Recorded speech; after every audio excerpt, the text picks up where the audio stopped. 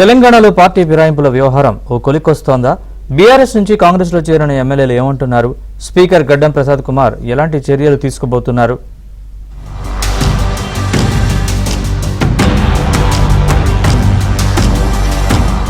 BRS నుంచి కాంగ్రెస్ లో చేరిన 6 ఎమ్మెల్యేలకు తెలంగాణ అసెంబ్లీ స్పీకర్ గడ్డం ప్రసాద్ కుమార్ నోటీసులు ఇచ్చారు.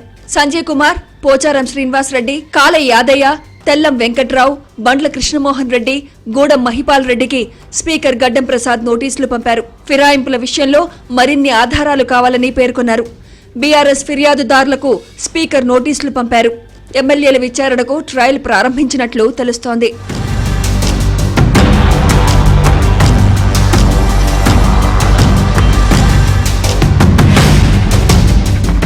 అసెంబ్లీ ఎన్నికల్లో బీఆర్ఎస్ ఓటమితో తన నియోజకవర్గానికి అన్యాయం జరుగుతుందని తాను భావించానని స్టేషన్ ఘన్పూర్ ఎమ్మెల్యే కడియం శ్రీహరి తెలిపారు. దాంతో ఏడాదిన్నరగా కాంగ్రెస్ పార్టీతో కలిసి తాను పనిచేస్తున్నానని స్పష్టం చేశారు. పార్టీ ఫిరాయింపులపై నిర్ణయం స్పీకర్దేనని ఎమ్మెల్యే కడియం శ్రీహరి తెలిపారు. వ్యక్తిగతంగా తాను పార్టీ ఫిరాయింపులకు వ్యతిరేకమన్నారు. నేను ఒకటి మాత్రం స్పష్టంగా చెప్పగలుగుతాను. కడియం శ్రీహరిగా వ్యక్తిగతంగా ఫిరాయింపులను నేను సమర్థించను. నెంబర్ 1, కడియం శ్రీహరిగా వ్యక్తిగతంగా ఒక సిద్ధాంతానికి కట్టుబడి ఉన్న వ్యక్తిగా, ఒక అంబేద్కరైట్గా ఫిరాయింపులను నేను సమర్థించను. కానీ మన వ్యక్తిగత ఇష్టాయిష్టాల కంటే, మన ప్రతిష్ట కంటే ఎక్కువ నియోజకవర్గ అభివృద్ధి, ప్రజల సంక్షేమం ముఖ్యమని భావించినప్పుడు కొన్ని నిర్ణయాలు తీసుకోవాల్సి వస్తుంది. ఆ కోవలోనే నేను నిర్ణయం తీసుకోవడం జరిగింది.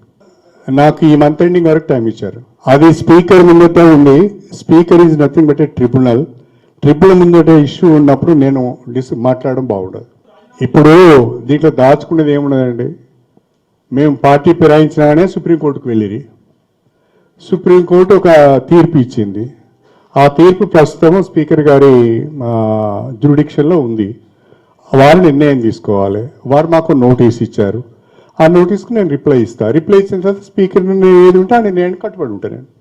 ఏది వేసుకున్నా స్పీకర్ గారి ముందు ఉంది కాబట్టి ఇంతకంటే ఎక్కువ నేను మాట్లాడడం ప్రస్తుతం బాగుండదు. కేసీఆర్ గత ప్రభుత్వంలో 36 మంది ఎమ్మెల్యేలను పార్టీలో చేర్చుకుని 2 మంత్రులను కూడా చేశారన్న కడియం అప్పుడు బీఆర్ఎస్ లో చేరిన వారెవరూ రాజీనామా చేయలేదన్నారు. ఆ పార్టీ నేతలకు ఇప్పుడే విలువలు గుర్తుకొచ్చాయా అని కడియం శ్రీహరి ప్రశ్నించారు.